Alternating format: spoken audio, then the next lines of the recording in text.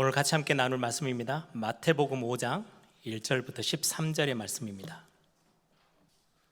마태복음 5장 1절부터 13절 말씀입니다. 제가 봉독해 드립니다. 예수께서 무리를 보시고 산에 올라가 앉으시니 제자들이 나온지라 입을 열어 가르쳐 이르시되 심령이 가난한 자는 복이 있나니 천국이 그들의 것이며 애통하는 자는 복이 있나니 그들이 위로를 받을 것이며 온유한 자는 복이 있나니 그들의 땅을 기업으로 받을 것이며 의에 줄이고 목마른 자는 복이 있나니 그들이 배부를 것이며 긍휼히 여기는 자는 복이 있나니 그들이 긍휼히 여김을 받을 것이며 마음이 청결한 자는 복이 있나니 그들이 하나님을 볼 것이며 화평케 하는 자는 복이 있나니 그들이 하나님의 아들이라 일컬음을 받을 것이며 의를 위하여 박해를 받는 자는 복이 있나니 천국이 그들의 것임이라. 나로 말미암아 너희를 욕하고 박해하고 거짓으로 너희를 거슬려 모든 악한 말을 할 때에는 너희에게 복이 있나니 기뻐하고 즐거워하라. 하늘에서 너희의 상이 큼이라. 너희 전에 있던 선지자들도 이와 같이 이같이 박해하였느니라. 너희는 세상의 소금이니 소금이 만일 그 맛을 잃으면 무엇으로 짜게 하리요? 후에는 아무 쓸데없어 다만 밖에 버려져 사람에게 밟힐 뿐이니라. 아멘. 우리 계속 전교인 성경 읽기 이렇게 진행하고 있는데 가장 먼저 읽었던 성경이 마태복음이죠. 신약 성경에 마태복음에서 어떻게 보면 예수님의 공생애가 시작되어지고 가장 중요한 메시지를 예수님이 이제 가르치시기 시작한 내용이 그 산상수훈, 산에 오르셔서 오늘 5절 1절에 그렇죠. 예수께서 무리를 보시고 산에 올라가 앉으시니 제자들이 나온지라. 이제 산에 올라가서 거기서 이제 말씀을 나누는 그거를 보고 산상수훈, 산 위에서 가르치신 말씀, 교훈 이렇게, 그래서 산상보훈, 산상수훈 이렇게 말씀하고 있습니다. 거기에 가장 앞서 있는 게 팔복, 8가지 복 있는 사람, 거기에 대한 말씀이 오늘 본문이기도 한데요. 오늘 제가 제목을 복 있는 사람은 이렇게 복 있는 사람이라고 제목을 붙인 이유는 하나님의 백성, 보세요. 그 앞에 이 본문을 좀 이해하기 위해서는 4장 본문을 조금 여러분들이 살펴보셔야 되는데요. 4장의 17절을 보시면 이때부터 예수께서 비로소 전파하여 이르시되 회개하라 천국이 가까웠느니라 하시더라. 이때부터, 이 단어는 무슨 단어냐니까요. 이제 예수님이 30년 동안 어린 시절부터 쭉 자라오시다가 이제 30세가 되던 때에 이제 공생애를 실제로 이제 하나님의 나라를 선포하고 예수님이 그리스도로서의 사역들을 실제로 시작하신 그때를 말하는 거예요. 그래서 마태복음 4장 지금 17절에 나와 있는 이때부터라는 단어가 이제 여기서부터는 구체적으로 예수님의 공생애가 시작되어지는 시간표입니다. 그때 비로소 무엇을 전파하시냐니까요. 회개하라 천국이 가까웠다. 천국은 지금 한자로 이제 한자를 우리 나라 말로 풀면 하늘나라, 하나님의 나라를 말씀하고 있어요. 그래서 하나님의 나라 안에 사는 하나님의 백성들, 천국 백성들은 어떤 마음을 중심으로 가지고 있어야 되고, 이 천국이라는 것을 소유하고 있는 하나님의 사람들, 하나님의 자녀들, 하나님의 백성들은 어떤 삶의 모습이 당연히 그들의 삶에 있어야 되는지를 가르치는 게 산상수훈의 내용이기도 합니다. 그래서 이거를 원어에 조금 더 가깝게 해석을 한다면, 우리 한국말로는 지금 심령이 가난한 자는 복이 있나니 천국이 저희 것이며, 그러면 심령이 가난하고 애통하게 막 살아가고 살면 그거에 따라서 조건으로 심령이 가난하면, 애통하면 위로를 받고 천국을 보게 될 거고 하나님의 나라를 소유하게 될 거다. 이렇게 이제 해석이 한국말로는 그렇게 느껴져요. 근데 이렇게 해석되지 않아요. 원어에는 조금 다르게, 지난주에도 말씀드린 것처럼 복이 있도다, 행복하도다, 심령이 가난한 자야, 이렇게 말씀하고 있어요. 복이 있도다, 행복하도다, 애통하는 자. 이 복 있는 사람의 조건으로 애통하고 막 마음을 깨끗하게 비우고 이렇게 가면 하나님이 복을 주셔서, 그리고는 그 다음에 따라오는 게 그 말씀이 아니고 가지고 있는 복을 받은 사람의, 하나님의 나라의 백성의 그 비밀 속에 들어와 있는 사람들의 상태, 어떤 상태? 심령이 가난하고 애통의 비밀을 알고 있는 사람들. 왜냐니까요, 그 뒷구절이 그렇습니다. 천국이 그들의 것이기 때문이다. 천국의 어마어마한 비밀이 자기한테 있기 때문에 복이 있는 사람, 너는 행복한 사람인데 그래서 심령이 가난한 거예요. 너가 천국이 너희 것이기 때문에 복 있는 사람, 그 사람은 마음이, 심령이 굉장히 가난하게 살 수 있어요. 복이 있도다 애통하는 자여 위로를 받을 것이기 때문이다.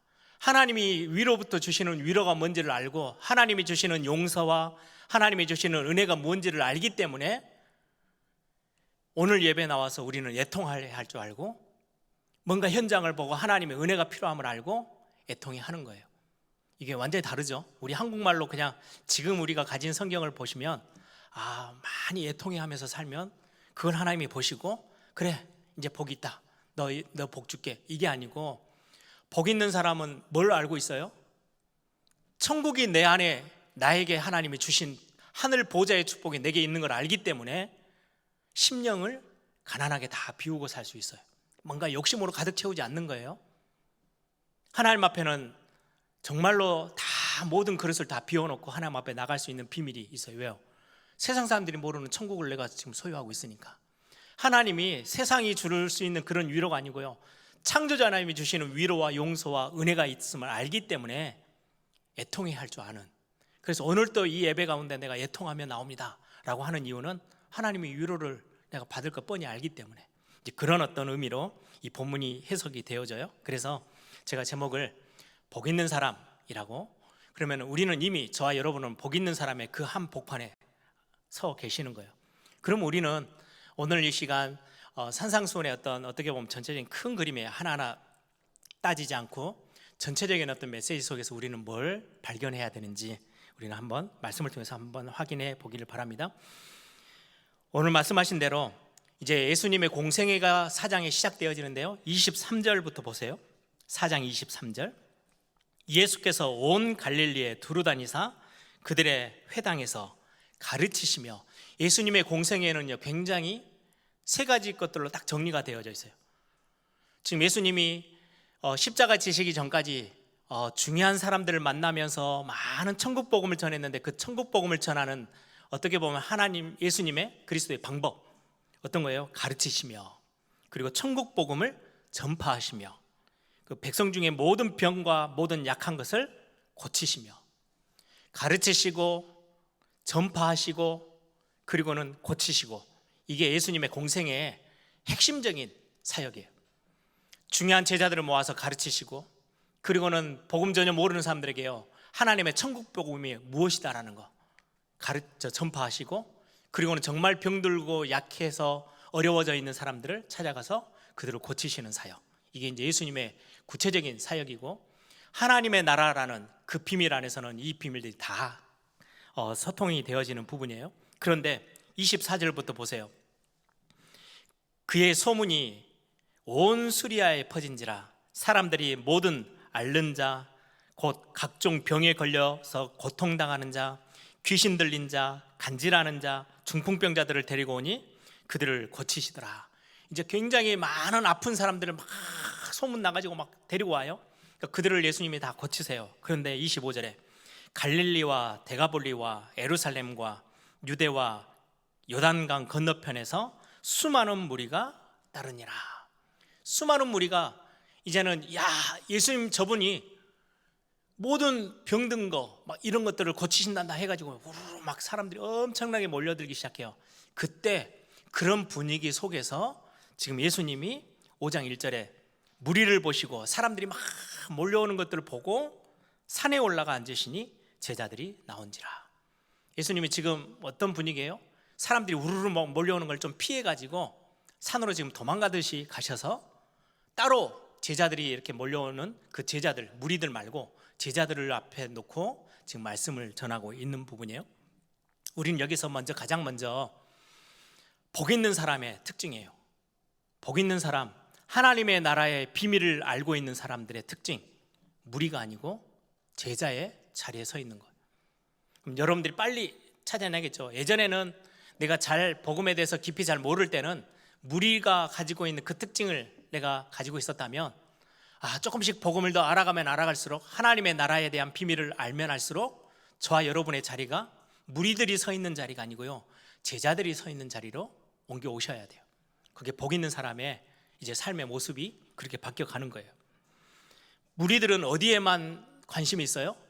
하나님의 나라에 대한 가르치시고 선포하시는 천국 복음, 그리고는 하나님의 나라에 대한 그 부분에는, 본질에는 별 관심이 없어요. 뭐에가 관심이 있어요? 병 낫고, 지금 내가 조금 아픈데 좀 회복되고, 내가 지금 어려운데 좀 더 좋은 삶이 생기고. 지금 무리들은 예수님을 따라온 이유는요, 뭔가 고침을 받는 거, 아까 말씀드렸죠. 가르치시고 전파하시고 고치시는 이 사역이 공생의 사역인데 앞에 두 개는 관심이 없어요. 그럼 나 이거 별로 유익이 없거든요. 고치시는 사역, 내가 지금의 현실의 문제가 조금 회복되고, 병이 걸렸는데 병이 좀 낫고, 좋은 직장 가야 되는데 주위에 열심히 기도해요. 막 좋은 직장 달라고. 그리고는 좋은 직장에 들어가요. 지금보다 조금 더 좋은 월급 받을 수 있도록 막 그거 가지고 하나님 앞에 기도해요.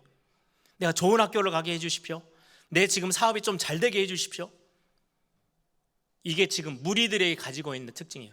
그러면 우리는 신앙생활하고 복음을 점점 알아가면 갈수록 병 고치는 거, 내가 지금의 어떤 현실 상황을 좀 벗어나서 더 좋은 응답을 누리는 거에 대해서는 아예 끊고 살아야 되느냐, 그 말이 아니에요. 예수님의 공생애 안에는요 그런 사역들이 들어있어요. 여러분들이 예배하러 오셔서 하나님 앞에 엎드려 기도할 때, 우리가 어떤 부분에 있어서의 어떤 병 고침을 위해서 내가 지금 많은 부분에 연약한 부분, 상처 입었던 부분들이 회복되어지고, 내가 다시금 고침받고, 내가 지금 갖고 있는 직장에서의 문제들이 해결되어지고, 내가 지금 살고 있는 형편들이 조금 더 회복되어, 이런 기도들을 해야 될 필요 있어요. 그런데 지금 무리들의 특징은요, 그것 외에만 고정되어 있어요. 본질은 어디 간지 몰라요.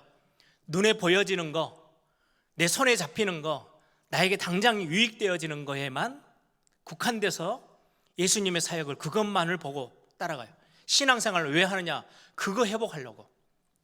예전에 제가 그런 이야기 드렸죠. 우리 아버님 목사님이 목회하실 때, 제가 여기 부목사로 있을 때 청년 그룹에 나이가 좀 많은 남청년이 이제 교회를 등록을 했어요. 그리고 이제 이렇게 수요일마다 청년들이 모여가 예배 마치고 나면 끝나서 막 성경 공부도 하고 이렇게 했거든요. 다락방도 하고. 그러다가 한 1년 다니다가 그만둔 거예요. 나 교회 안 다니겠다고, 예일교회 안 다니겠다고, 광주대교회 안 다니겠다고. 이유를 물어보니까, 아니 예수 믿을 때 처음에 자기는 택시 운전을 했는데 너무 삶이 다 무너져가지고 택시 운전하는데 뒤에 예일교회로 가는 분이, 그때 이제 김경찬 목사님이셨던 것 같아요. 전도를 했대요.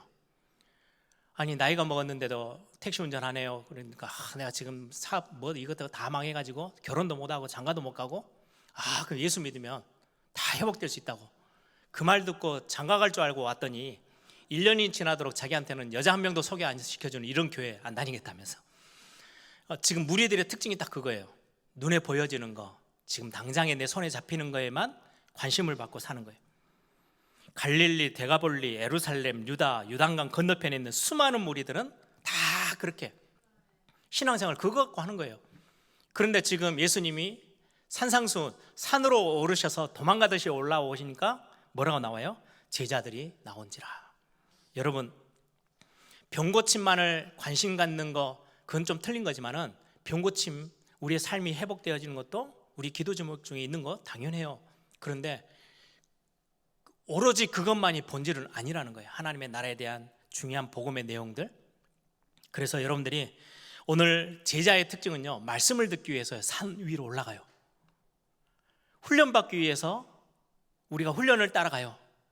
필요한 부분에 있어서 우리가 예배하러, 굉장히 중요한 하나님의 음성 듣기 위해서 예배하러 가요. 당장에 내 삶에 유익이 있든 없든, 내가 지금 당장에 병이 낫든 안 낫든 그거 상관없어. 제자들의 특징은 거기에만 머물러 있지 않고 하나님의 말씀에 귀 기울여서 청종하는 마음으로 예배해 나가고, 말씀 있는 거를 기뻐하고.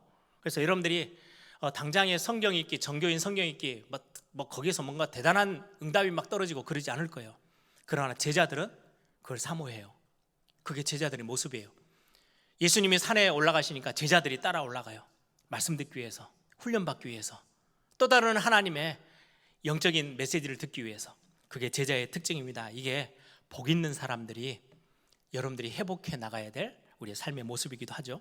두 번째입니다. 오늘 제가 팔복에 대해서 이야기를 하지는 않을 거예요. 산상수훈의 가장 시작이 팔복으로 시작되어져. 8가지 복. 그게 3절부터 12절까지 쭉 8가지 복을 나열해요. 8가지 복을 다 나열했는데, 하나님의 나라, 지금 천국 복음을 지금 증거하고 계시잖아요. 예수님이 하나님의 나라에 대해서 지금 말씀하는데, 하나님의 나라 안에 들어와 있는 그 축복을 받은 복 있는 사람, 천국 백성들은 팔복, 이 8가지 말씀하고 있는 그 수준의 삶을 살아가는 사람들이야. 그런데 이걸 놓치면 어떻게 되냐니까요. 13절 보세요. 쭉 팔복을 3절부터 12절까지 설명해 놓고 13절에 하시는 말씀이에요. 너희는 세상의 소금이니 소금이 만일 그 맛을 잃으면 무엇으로 짜게 하리요? 후에는, 소금이 맛을 잃어버리고 나면 그 후에는 어떻게 된다고요? 아무 쓸데없고 다만 밖에 버려져서 사람들에게 밟힐 뿐이니라. 우리는 오늘 이 말씀에서 조금 많이 생각을 해봐야 돼요. 요즘 뭐 코로나를 넘어서서, 코로나 이전부터 더 그랬죠. 코로나 팬데믹 생기면서는 더 심하게 세상 사람들이 교회를 향하여서 손가락질하고요, 욕을 퍼붓고 있어요. 그건 예전부터 더 심했어요. 예전에도 기독교를 개독교라고 욕을 하기 시작하고, 수많은 앞에 서 있는 목사들을 욕을 하고요. 근데 왜 그렇게 할까요? 막 목에 핏대를 세워가면서 욕을 해요. 여러분 인터넷 한번 이렇게 젊은 분들은 아실 거예요. 무슨 교회에 대한 기사가 나온다든지, 목사 뭐 성도들을 기독교인들에 대한 어떤 기사가 딱 나오고 나면요, 그 밑에 댓글이요, 아 그래도 그렇지 않아, 뭐 이런 동조하는 글이 거의 없어요. 전부 다 싹 다 욕하는 글밖에 없어요. 왜 그럴까요? 소금이 그 맛을 잃으면. 지금 하나님의 백성들, 하나님의 나라에 속해 있는, 하나님의 복을 받은, 구원받은 하나님의 자녀들의 삶이 얼마나 많이 흐트러져 버렸기에 세상 사람들이 보면서 손가락질을 받습니까? 너무 안타까워요. 수많은 목사님들이 우리가 완벽해야 된다, 이 말이 아니잖아요. 하나님의 백성이 하나님의 백성답게 하나님의 나라의 가치관 안에서, 세상의 방법이 아닌 하나님의 방법 안에서 우리가 거기에 머물러 있어야 우리는 세상에, 썩어져가는 세상에서요, 소금 역할을 할 수 있는데, 소금이 소금 역할을 못하고 맛을 잃어버렸어요. 아무 쓸데없어요. 그러면 그리고는 밖에 버려져서요, 사람들에게 그냥 밟힐 뿐이에요. 지금 상상수훈의 팔복에 대한 내용은요, 이렇게 하면 복을 받을 것이다, 이 말씀이 아니에요. 복 있는 사람, 하나님의 백성, 하나님 나라에 속해 있는 하나님의 자녀들, 구원받은 하나님의 백성들의 삶이 얼마나 많이 흔들려 버리고 세상의 기준에 그냥 맞춰서 끌려 살기에 맛을 다 잃어버렸냐. 그 맛을 잃어버리면 결국은 발에 밟히고 욕을 먹고 손가락질 받을 수밖에 없어 라고 지금 예수님이 말씀하고 계시는 거예요. 아니 어떻게 우리는 세상과 그럼 다르게 살아야 됩니까? 세상은 세상 나름대로의 가치관이 있어요. 그렇죠? 대한민국 사람들은요, 대한민국의 기준이 있어요. 중국에 살면요, 우리 대한민국과 달라요. 중국은 자기들 나름대로 중국의 삶이 있어요. 특히 공산주의하고 같이 가깝잖아요. 남의 물건을 갖고 오는 거 도둑질이 아니에요. 얼마나 많이 그래서 남의 물건 그냥 갖고 오고 아무렇게 쓰는지요. 왜요? 공산 다 같이 나눠서 쓰는데 니께 내 거고 내게 네 거고, 먼저 갖고 온 사람이 이익이에요. 도둑이 왜 필요해요? 예전에 러시아 단기 선교를 잠깐 갔더니요, 거기는 이제 서로를 감시하기 위해서도 그렇고 여러 가지 걸로 아파트에 방이 이렇게 3개 있고, 공간이 중간에 이제 부엌같이 거실처럼 공간이 하나 있어요. 그 양 3방이 있으면 3가정이 사는 거예요. 한 공간을 공통으로 살고. 그래서 거의 대부분 그분들이 그러더라고요. 그 공통 그 거실 같은 데다가 냉장고가 있는데 거기에다가 자기들 쓸 물건을 넣으면요, 자기들 거에 아니래요. 아무나 와서 먼저 갖고 간 사람이 이익이에요. 그래서 그 조그마한 방 한 칸에다가 또다시 냉장고를 또 다 넣어놨어요. 왜? 옆방에서 못 오도록. 3집이 같이 살아요. 그럼 서로도 이렇게 지켜보면서 뭐 하는지도 다 지켜봐 줄 수 있고, 물건이 그런 데 사는데 무슨 도둑질이 어디 있겠어요? 누가 넣어놨는지 몰라. 있으면 내 거야. 먼저 봤으니까 내 거야. 그런 가치관에 살아요. 그런 가치관으로 한국에 오면 큰일 나요. 바로 쇠고랑 사요. 경찰 신고해서 바로 경찰서 가요. 그렇죠? 우리 한국에는 나름대로의 법이 있고 가치관이 따로 있어요. 우리나라 법이 다르고 일본 법이 다르고 미국에서 사는 사람들은요 또 달라요. 나라마다 다 가치관이 다르잖아요. 세상 나라는 세상 나라 가치관이 있어요. 그런데 하나님 나라는 하나님의 가치관, 하나님 나라의 가치관이 있는데, 하나님 나라에 속해 있는 복 있는 사람, 하나님의 복을 알고 있는 사람들이 세상 나라 흐름에 따라서 살아간다? 그러니까 소금이 맛을 잃은 그 삶이나 똑같아. 그렇게 살면 안 돼 라고 지금 예수님이 말씀하시는 거거든요.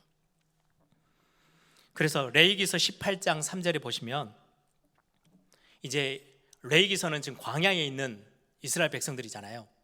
아직 가나안 땅을 앞에 두고 있어요. 못 들어갔어요. 애굽에서는 나왔어요.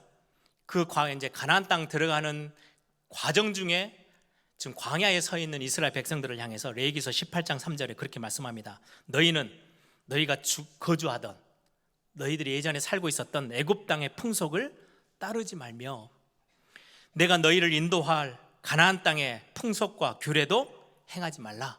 가나안 땅 사람들은 하나님 모르는 우상 숭배하는 사람들이고, 저 애굽 사람들은 하나님의 은혜에도 상관없이 자기들의 네피림처럼 자기들의 힘과 성공만을 향해서 살던 나라인데, 거기에 풍속 따라가지 말고 가나안 땅도 따라가지 마. 그럼 어떻게 살면 됩니까? 너희는 내 법도를 따르며 내 규례를 지켜 그대로 행하라. 나는 너희의 하나님 여호와니라. 하나님의 백성들은 하나님의 법이 따로 있어. 하나님의 백성들은 하나님이 원하시는 가치관이 따로 있어. 세상을 살아가는 방법이 달라라고 지금 말씀하시는 거예요. 로마서 12장 2절, 여러분들 로마서 앞에 1장부터 쭉 보시면요, 복음이 얼마나 위대한지, 우리의 수준과 상관없이 우리를 의롭게 하신 그 복음, 십자가의 복음이 얼마나 대단한지를 쭉 8장까지 설명해요. 그래서 아무도 너희를 십자가의 사랑에서 끊어낼 수 없을 거야 라고 해놓고요, 야, 나 구원받았다, 너무 좋네, 할렐루야 아멘 하고 막 장구치고 북치고 노는 게 아니고요, 이 로마서에 점점 뒤로 가면 갈수록 뭘 말씀하느냐, 로마서 12장 2절에는 그렇게 말씀해요. 너희는 이렇게 구원받은, 십자가의 사랑을 듬뿍 받은 하나님의 은혜를 너무나도 크게 경험한 너희는 이 세대를 본받지 말고 오직 마음을 새롭게 함으로 변화를 받아 하나님의 선하시고 기뻐하시고 온전하신 뜻이 무엇인지 분별하며 살아라. 그렇게 말씀하고 있어요. 그래서 여러분들 이 말씀이 어떤 의미인지를 좀 느껴보세요. 많은 사람들이 교회 신앙생활 하면서 어떤 분들은 은혜도 많이 받을 수도 있고, 어떤 분은 상처를 입고 교회를 등지는 경우도 있어요. 주로 상처를 입고 등질 때 대부분의 대상이 목사일 경우가 참 많이 있어요. 우리 목사님 너무 이상해. 아니, 이런 목사님이 지금 담임하고 있는 교회에서는 나는 신앙생활 할 수 없어. 그리고 뒤로 돌아서서 교회를 등지고 나가는 사람들이 참 많이 있어요. 그때 그 핵심 내용이 뭐예요? 나는 조금 그래도 우리는 평신도니까 세상에서 세상에 이래저래 살더라도 목사는 그러면 안 되지, 목사님은 그러시면 안 되잖아요, 목사님은 좀 달라야죠, 우리하고는 좀 달라야죠. 이게 기준이에요. 그죠? 그것 때문에 다르지 않은 모습, 너무 목사님이 세속적이고 너무 목사님이 그냥 세상 사람들, 평신도들이 살아가는 그 세상에서 살아가는 방법하고 거의 엇비슷하고 살아가는 삶이 그러하면 우리 목사님은 너무 이상해. 그것 때문에 상처받는 거잖아요. 그래서 목사님은 우리하고 좀 다르잖아요, 목사님이니까 라고 표현하는 경우가 많아요. 그거와 똑같아요. 세상 사람들이 예수 믿는 사람들 보면서 하는 게요, 그 기준이에요. 나는 엉망으로 살아도 예수 믿는 사람은 그렇게 살면 안 되지.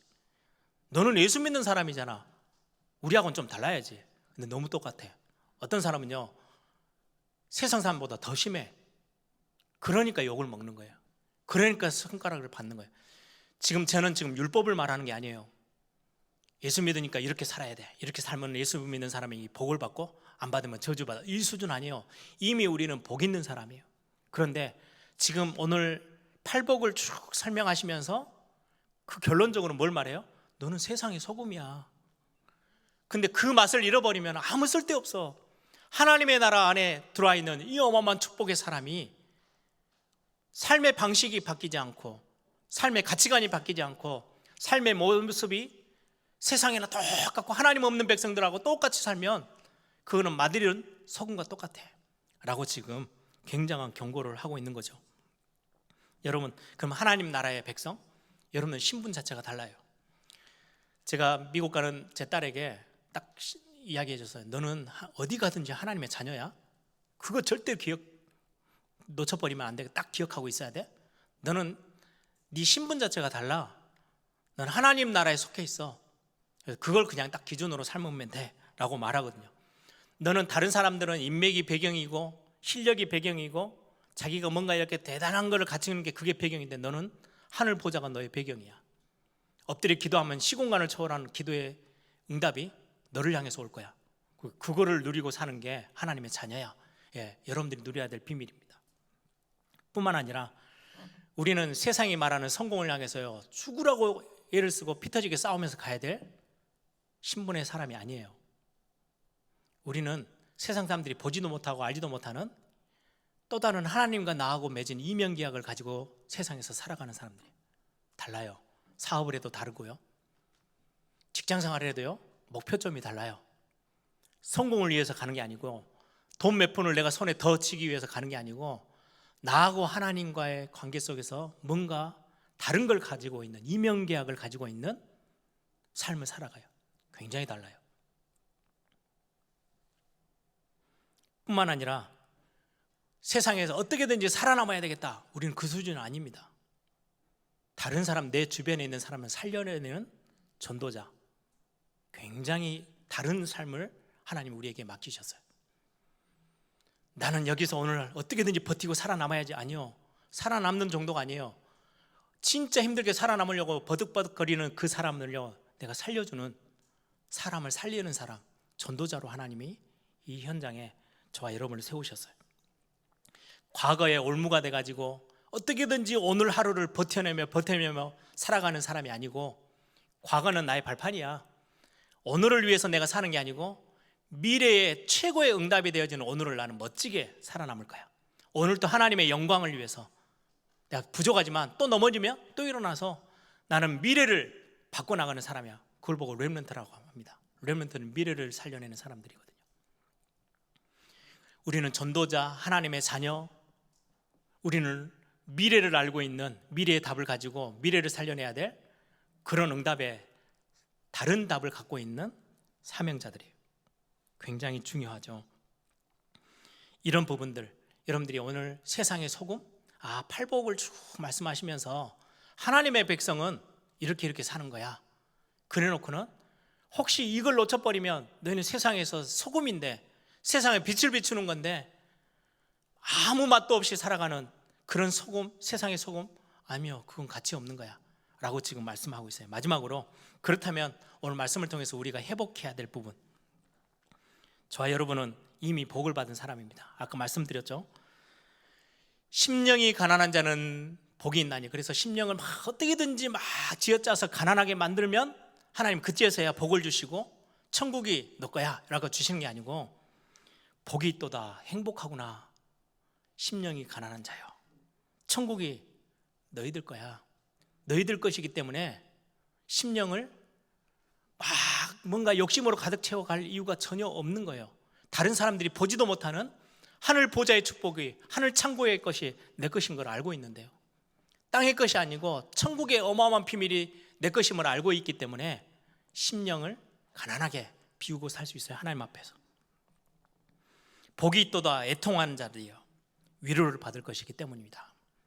복이 있도다, 온유한 자들이여 마음을 따뜻하게 써가면서 베푸면서 그렇게 살아야 돼. 그러면 하나님 복을 주실 거야가 아니고요, 복이 있도다, 너는 행복하구나, 온유한 자여. 온유가 왜 나올 수밖에 없냐, 삶의 모습에. 그들이 땅을 기업으로 받을 것이기 때문에, 하나님이 허락해 주신 모든 기업을 다 내가 받아 누릴 거기 때문에 나눠주며 온유한 자로 살 수밖에 없어요. 그 비밀을 아는 사람이니까. 그런 복을 받은 사람이야 너는. 이렇게 성경은 지금 팔복을 설명하고 있거든요. 제가 목회 이렇게 신학을 공부 시작한 게 벌써 30년이 넘어가고요. 목사 안수 받은 지도 20년이 넘었어요. 그리고는 제가 애일교회 온 게 벌써 15년째. 그런데 제가 한 가지는 절대로 변하지 않으려고 몸부림치는 게 딱 하나 있어요. 심령이 가난한 거, 마음이 애통한 거. 지난주에도 말씀드린 것처럼 내 마음이 뭐 조금 이렇게 일을 많이 하다 보면요, 채워져요. 이 정도쯤이면 내가 이 정도 할 수 있는 사람이 됐네. 애일교회 정도 사이즈 되는 교회에 내가 담임이네. 마음이, 심령이 가난한 자가 아니에요. 저는 그거 안 놓치려고요, 제일 많이 제가 제 영적인 싸움을 싸우고 있는 부분이에요. 말씀을 전하러 서길 때마다 두렵고 떨림으로 서고요. 이미 알고 있는 성경 내용, 이건 내가 잘 알지, 이게 아니고 어떻게든지 내가 다시금 하나님 앞에서 심령이 영적으로 가난하다. 이 가난하다는 원어가요, 가난하다는 게 많이 있잖아요. 그냥 내가 삶을 사는 다른 사람과 비교해서 굉장히 삶이 어려워요. 그렇게 해서 가난하다라고도 표현하지만 또 다른 단어는요, 아예 먹을 것 자체가 없어서 누군가가 뭔가를 던져주지 않으면 단 하루도 한 끼도 살아남을 수 없을 만큼 완전 밑바닥 생활, 거지 중에 최고의 거지, 완전 밑바닥 생활을 하고 있는 가난한 사람. 성경에는요, 앞에 부분에 단어를 쓰지 않고요, 뒷부분에 단어를 쓰고 있어요. 완전 밑바닥인 사람, 심령이 가난하다. 내가 조금 하나님 은혜가 좀 필요한데, 이 정도 수준 아니에요. 하나님, 내가 매 순간 내 영적인 상태가 너무너무 비어 있어요. 하나님 오늘도 나를 채워주셔야 돼요 라고 가난한 사람. 저는 앞으로 계속해서 가면서 하나님 앞에 제가 계속해서 싸워나가고 내가 고백하고 하나님의 은혜를 구하는 게 그거예요. 심령이 부해지지 않도록, 애통함이 없어지고 그냥 현실에 만족하며 살아가는 그런 목회자가 되지 않도록. 왜요? 복 있는 사람, 하나님의 위로를 알고 하나님이 천국의 어마어마한 비밀을 주셨는데 그건 다 놓쳐버리고 세상 것 보면서, 눈에 보이는 것 보면서 뭔가에 가득 채워져 가지고 배불러 가지고 있는 그 모습의 목회자, 하나님, 저 그거 아니잖아요. 하나님의 백성으로 이건 놓쳐버리면 수많은 목사들, 손가락 받는 목사들처럼 저도 어느 순간에 그 자리에 가게 돼요. 부족하고 실수도 많고 연약해서 넘어지기도 너무 잘하지만 심령이 가난한 자, 이 비밀을 안 놓치도록. 이거는 내가 심령을 열심히 가난하게 닦고 했더니 하나님 복을 주신다는 말씀이 아니라는 걸 너무 잘 아시죠? 하나님의 은혜로만. 뭐 때문에 애통합니까? 하나님의 은혜가 진짜 필요해서. 내가 아무리 애를 써도 죄 안 짓고는 살 수 없는, 나는 단 하나도 경건하며 삶을 살 수 있는 사람이 아니라는 것을 하나님 앞에서 너무 잘 알기에 오늘도 하나님의 은혜가, 그 위에 하나님의 위로가, 당연하게 내가 애통해하며 하나님 앞에 나아가면 위로해 주시고 은혜 주시고 채우실 걸 알기 때문에 오늘도 그렇게 살기를 소망하는 거예요. 말씀을 정리합니다. 우리는 오늘 현실, 그것만 붙잡고 눈에 보이는 거에 막 끌려가는 게 아니고요, 우리에게는 천명, 소명, 사명이 있어요. 다른 삶을 살아가는 거예요. 오늘 이 본문의 내용은 그런 부분이에요. 무리가 되지 말고 제자의 삶을 살아라. 맛을 잃어버린 소금이 아니고 너희들은 세상의 소금이야. 다 썩어도 너희들이 다 소금으로만 있으면 썩어가는 세상을 다 살려낼 수 있어 라고 지금 성경은 우리에게 말씀하고 있어요. 가끔 제가 속으로, 저는 또 성격상 막 표현을 잘 못하지만 속으로 막 화가 날 때가 가끔 한 번 있어요. 그게 뭐냐니까요, 우리 교육자들하고 이렇게 사역을 하다 보면 분명히 하나님이 아무리 나이가 어리든 경험이 적든 상관없이 교육자로 불렀을 때는요, 영적인 지도자예요. 영적 사령관이에요. 그런데 이등병처럼, 군에서 이등병처럼 이러저리 살아남으려고 막 눈치 보고 살고 있는 그 모습이 가끔 보이면요, 엄청 화가 나요. 저도 그 모습에서 젖어 있지 않으려고 눈치 먹는 거, 아니, 하나님 나를 영적인 사령관으로, 그거는 자리거든요. 자리. 어마어마하게 하나님이 세우신 거예요. 내가 경험이 있다 없다를 떠나서. 우리 성도님들도 마찬가지예요. 내가 능력이 있고 내가 힘 있고 이걸 떠나서 하나님이 여러분들 세상 위에, 세상의 소금으로, 세상을 비추는 빛으로, 하나님의 나라의 백성으로, 하나님의 자녀로 여러분들 세우셨어요. 이 비밀 여러분들이 붙잡고 오늘 또 힘있게 세상에 끌려가지 아니하고 세상을 끌 수 있는 그런 멋진 응답의 신앙생활을 또다시 회복해 나가는 시작이 되길 바랍니다. 이 시간 한번 다 같이 한번 기도하겠습니다. 하나님, 오늘 이 말씀처럼 그냥 막 눈에 보여주는 내 이익 따라서 그것만을 본질은 어디 간지도 모르고 쫓아가는 그런 무리가 아니고 하나님의 말씀을 사모하고 더 깊은 하나님의 뜻이 무엇인지를 알기 위해서 훈련받는 것에 더 집중하는 그런 멋진 제자의 모습이 내게서 회복되게 하시고, 세상의 소금으로 우리를 세우셨는데 하나님 나라 백성으로, 자녀로, 우리가 복 있는 사람으로, 복이 무엇인지 아는 사람으로 우리의 삶의 모습이 세상과는 좀 다르게, 예일교회 성도들은 좀 다른 삶의 모습의 비밀을 가지고 현장에 끌려가는 게 아니고 끌고 올 수 있는 그런 어떤 은혜의 더 깊은 곳으로 나아가는 우리 예일교회 모든 성도들 되게 해달라고 우리 한번 다 같이 한번 통성을 함께 기도하겠습니다.